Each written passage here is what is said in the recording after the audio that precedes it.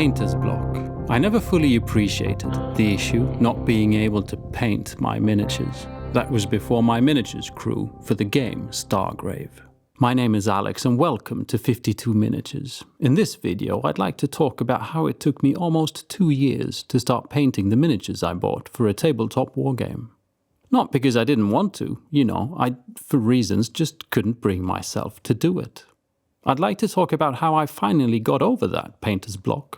A story that hopefully could help a few of you with similar troubles. I'd like to talk about my awesome crew, 10 individuals brought together to travel across space. Adventurers perhaps, or together just because there was no other place for them. Eons ago, I became thoroughly enticed by a sci-fi skirmish-style game called Stargrave, written by Joseph McCullough, published by Osprey Games. The game itself, set in a war-torn future galaxy, small bands of adventurers' crews travel across space in search for rewards. This leads to encounters with other crews and unexpected foes. On the table, 2 or more crews of 10 miniatures per crew battle it out while trying to retrieve loot tokens. The game can be played with any size suitable miniatures, something I found very liberating. I went on a bit of a spree buying all sci-fi miniatures I thought just looked cool, including miniatures for unexpected encounters, an in-game mechanic that can generate random monsters or pirates. I made lovely cyberpunk ruffians and even lovelier space pirate orcs. I also painted some bounty hunters and a second crew so that I could play the game with a potentially crewless soul. But I could never get myself to paint my crew. I think I hyped it too much, made too big a thing of them, wanted to make something special out of them, and so my mind picked other projects instead of them, because that required less effort. To the point of getting blocked, I couldn't see how I was ever going to paint them. What colours? What is the scheme?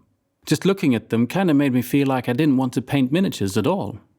I often use a specific technique for coming up with colour schemes, and that is to make up a little story of whatever it is I'm painting. Doesn't have to be elaborate, doesn't even have to be good, it just has to exist. The story helps me visualize potential colour schemes, like painting my Games Workshop Age of Sigmar Stormcast Eternals army dubbed the Stormcast Ninja Rangers because that was my little story. Ninja, Rangers, painting things like camouflage and modern warfare inspired themes. And black. Painting them colourful never entered my mind because they were Ninja Rangers. Dubbing them Power Rangers, for instance, and things would have looked very different. Unfortunately, I couldn't even come up with a story for my Stargrave crew because my block had stretched too far. The feeling of a black shadow of unimaginative, imagination-blocking blackness stretched across my imagination. Whatever causes painter's block can probably be many things, but I think the major symptom is loss of imagination. We just can't see the miniatures painted, we can't imagine them painted in front of us, thus it can't happen, and thus we can't paint them. I could ask for help with stories, I'm not very good at that, asking for help. Painting miniatures is usually a rather private affair, something between me and my miniatures. Yet I have great people around me that could help, so I did ask for help. I asked my patrons for help. I asked them to come up with a story for each miniature in my crew. Background stories only, without any mention of colours. I did set the foundation for them. All crew members have escaped from a prison planet, prison space station or whatever, and are now stuck together as fugitives. At least one felony in common. We can call them the A team. They can be thugs, innocently accused, prisoners of war, undercover agents, anything. I posted an image of each miniature on the 52 Miniatures Discord, also adding how I might play that individual miniature, if it was to be, say, a soldier or a hacker or captain or similar, and then awaited the stories. This is what happened. This is Sub-Commander Fraxel. I bet someone came up with that name just to hear me say it in a video. Previously a wing leader of the Chakari Planetary Defense Force. Fraxel was a bold combat flyer with 28 confirmed ship-to-ship kills in defense of her luscious marsh world home. With the tragic and brutal loss of the Looking Glass War, Amphibian triumphed over Amphibian and Fraxel's people were wiped out at a stroke. Fraxel carries a clutch of unfertilized eggs awaiting the tidal brood festival that would now never come. The only eggs beyond the reach of a bioweapon. Orders the last she received, the sacred trust of a dying world. This means she can't articulate normal speech. Her prominent translator unit converts the subsonic vocalizations of her native tongue directly into a variety of languages. It also translates high-level machine languages. The story goes on, several stories as a matter of fact, including the misunderstanding with the military-grade accelerator gun and a local governor, which ended in a lot of paperwork and incarceration and much more. When using a story to come up with a color scheme, I lash on to the first thought I get when thinking of the story and just go with that first thought, regardless of logic or reason. In this case, it was Wing Leader. I recalled a comic I read as a kid about this French fighter pilot flying Mirage fighter jets and their awesomely cool green flight suits. Green, also a great camouflage color for someone living in a marsh. This first mini was by far the trickiest to get started on, the Block Deluxe. I started looking for inspiration in various books for schemes that featured green. Anything with green. Anything to latch onto that would enhance the story. After several books, this one image jumped out at me. Look, it's Fraxel's homeworld before the war, a travel brochure, perhaps, and that green is great. This was what I needed, and I copied the colors right out of the book. There's no wrong in copying box art or other people's work or whatever. Grasp at any feeling that makes us want to paint is right. See something inspiring? Use it. The empty canvas is one of many. I sometimes have a tendency to treat mine as a life or death situation. Yeah, I'm exaggerating, but maybe you know the feeling I mean. I try now to have faith in the fact that if I'm not totally convinced with the potential outcome, then that's not defeat. It's a step of progress towards the next canvas. Blending my own colors to match the art was great fun, a recommendation to anyone trying to learn how to blend and mix your own colors instead of buying all the pre-mixed colors, or just to learn a little color theory. Try to copy something and you'll soon start to figure out what colors mix to make the specific color you're after. I was mainly using single pigment paints from Golden's Soul Flat range, and came to the conclusion that a lot of the colors we buy in little wargame paint bottles probably consist of one or two colored pigments plus black and white. Introducing this fun little color challenge was also a way to take my mind away from the blackened lands of paint block demons. Playing around with color matching took a bigger role than will this miniature look good when I'm done.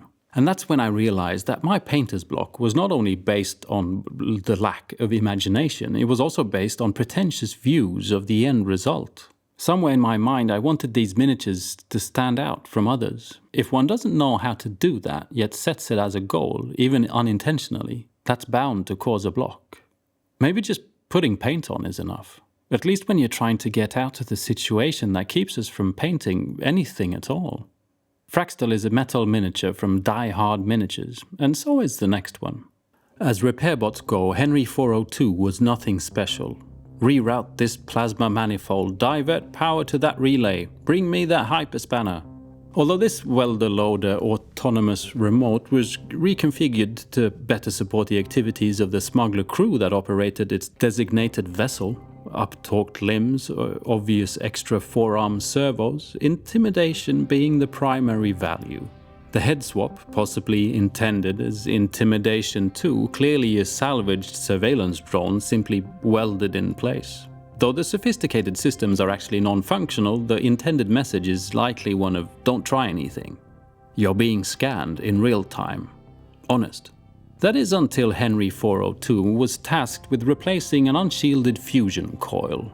In the process, the coil unleashed so much energy that Henry's computer core was thought to be completely destroyed. The robot was unceremoniously sent to the junk heap. No one suspected the truth, a deliberate plan conceived by the ship's AI to transfer itself into a more mobile form. Scrappers salvaged the remains of Henry and loaded a basic service program into the core so that they could sell the broken bot. At first this worked and Henry 402 was sold into service as a prison janitor. Over time the new and cheap programming began to glitch and allowed Henry 402 to remember its old life as a smuggler's space vessel. Now relegated to mopping floors, cleaning bathrooms and washing the prisoners' laundry, how could anyone let this happen? This is not how I intend to spend the rest of my life. With this awakening and new understanding, Henry 402 needed to escape. And from that, what stuck with me was janitor, robot. What if we later purveyors of fine mops with product names like the Ultra Max Flat or Turbo Mop branded a robot? An example of grasping at any little thread of inspiration and going with it. In the end, this robot will not look like a floor mop. It's a color scheme, like any other. But the fun idea got me painting. Luckily for me, Chimera paints have a color that exactly matches the color of my floor mop and bucket.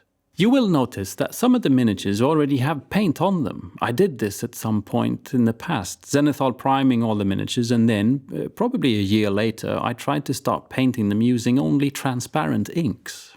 Nothing that pleased my eye at the time, becoming yet another creator's block.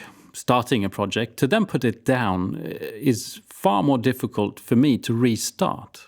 Instead, I'd much rather just start with an entirely fresh project. Maybe it's just better to finish what one starts. The stories continued, and after the first 2 miniatures, my painter's block was starting to ease. Still nagging at the edges of my consciousness, but I was onto something, and the miniatures started to appeal to me again. I could see that in the not-so-distant future, these miniatures would be painted, and my imagination was slowly getting back on my side after the long traverse across the Black Desert. Medic Becky Buckler, or RB for short, is from a radioactive desert home world and has a respiratory condition that makes her very angry. Also, she has a voice like gravel in a cocktail shaker. The respirator she wears most of the time is offering her a supply of Entonox, originally provided to her to offer any unwell compatriots some analgesic relief. However, she mainly reserves it for herself, for soothing purposes, and will only share if you're in dire need. Other than that, her healing considerations involve her kicking you till you get up. Stop making a fuss. She's also a great mechanic and exceptional tank motivator. This is Becky Buckler. I enjoyed doing a desert fatigue scheme on this Infinity miniature, something reminiscent of modern warfare, khaki and muted greens, but with a sci-fi orange twist to really make that dreaded respirator stand out. A respirator so important to the story of the character. Garrox was a miner back home before he got locked up. Well, technically, he still is, just not of his own free will. An argument with the foreman turned into a fight, which turned into assault charges that landed him on a prison station 9,000 light years away from home. Highly skilled with mining equipment like the trusty diamond-toothed Hades drill, Garrox, or Gary as his newfound friends insist on calling him, is planning to use those skills to escape alongside a few other daring prisoners. After all, if that drill can chew through the tough rocks of an asteroid, then it can make holes in a few concrete walls, and maybe a few prison guards unfortunate enough to get in his way. Great. But I thought maybe the argument with the foreman was not only about the miscalculations done when drilling shaft number 76, hitting an unexpected purple gas pocket resulting in the swift implosion of the foreman's favorite canary, but that Gary is in fact treated more like a piece of mining equipment rather than a worker. What if Gary was mining equipment? And so I painted him like mining equipment. And we all know that the universal color for mining equipment is yellow. Even image Google search for sci-fi mining equipment and it's yellow. And we all know Google can see into the future. Gary is an Infinity model, and so are the following 2 crew members. Altea here comes with a story of misunderstood youth. Together with his brother, orphaned at an early age, his brother, not fond of rules or authorities, created his own underground empire in the depths of their city-state. With little choice, Altea joined his older brother's rebellion, a gang intent of carving out their piece in history. Although Altea enjoyed shooting his plasmatic gun, feeling the heat waves run over his fingers as he shot, it sometimes didn't feel quite right. Why shoot a gun without a purpose? He didn't feel like his brother was making any difference, and even if he did, it was rarely making things better for them. Altea started talking about leaving. His brother, quite paranoid, set him up, and Altea ended up in the hands of the authorities. In prison, orphaned for the second time, Altea now looked for a new family and a way out. The posture of this miniature, the style of the cloak, the stories of gangs, I mean, look at this mini. It's surely a sci-fi adaptation of Daniel Day-Lewis in the film Gangs of New York, where he plays a slightly fictionalized version of Bill the Butcher. This led me on to thoughts on the Bowery Boys, and so, yeah, I tried to paint a pale New Yorker alien in black pants and a red coat. The world works in mysterious ways sometimes. Good thing miniatures are involved. This is Dr. Hoshina. She and her party of other xenobiologists traveled the vast quarters of space, learning and collecting all sorts of important data on the life and fauna of the galaxy. Unfortunately, Dr. Hoshina gets lost in her own enthusiasm and curiosity sometimes. So when her party traveled to the dangerous world known as PKN-61b and came across a glowing pulsing purple substance, she brought it aboard for further study, disobeying protocol. Things did not end well.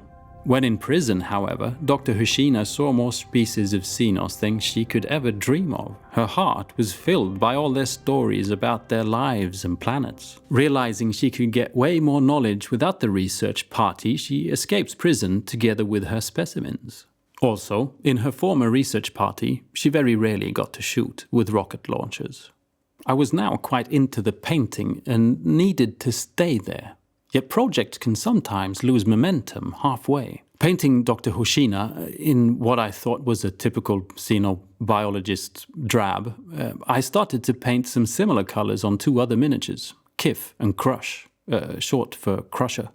Two prison guards that swapped sides. I didn't quite batch paint them, but used the same techniques and paints on all three. When Kif decided he'd had enough of the bad work environment and helped the inmates escape, Crush didn't really have a choice but to join. As a safety program, everyone at the workplace had an accountability buddy. And well, Crush takes this very seriously. He won't lose Kif out of his sight.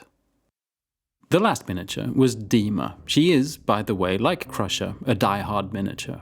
She was born into a wealthy family of royals. Well, apart from Dima's uncle, you know, Jet, the Trapper, one of the most well-known bounty hunters in the galaxy. The royal life that awaited Dima was not one that she hoped for herself, so instead she started hunting criminals with her uncle. Then there's a bit of a Robin Hood story that ends up with Dima in prison, to then escape. The royal thing was fun, and I tried to paint Dima in what could be royal colors. The historically very expensive ultramarine pigment, in the old days made from pulverized precious stone. And purple. Very royal color that, purple. You might be thinking, is there not supposed to be 10 miniatures in a Stargrave crew? And yes, you're right. I have already painted a few that can join in, and I've a few more on the way that might fit in as well. But for now, I'm done. I even had fun at the end of it, a rather celebratory moment, almost 2 years later. My crew is a diverse lot, painted in a diverse scheme. The simple, almost abstract bases bring things together a little. But then again, there's no need to bring things together. And that's probably one of my last thoughts on getting over painter's block. Try not to pay attention to too many outside forces unless they are inspirational to you. There is no right or wrong way. This is between you and your miniatures. I chose to not look at Instagram or YouTube during the period of painting this crew. I, for one, did not want to gather inspiration from other painted minis, relying instead on other art. Personal choice, but also connected to the fact that I didn't want to be put down by seeing other painters' superior techniques. Or going, oh wait, I can't paint mine purple because someone's already done that.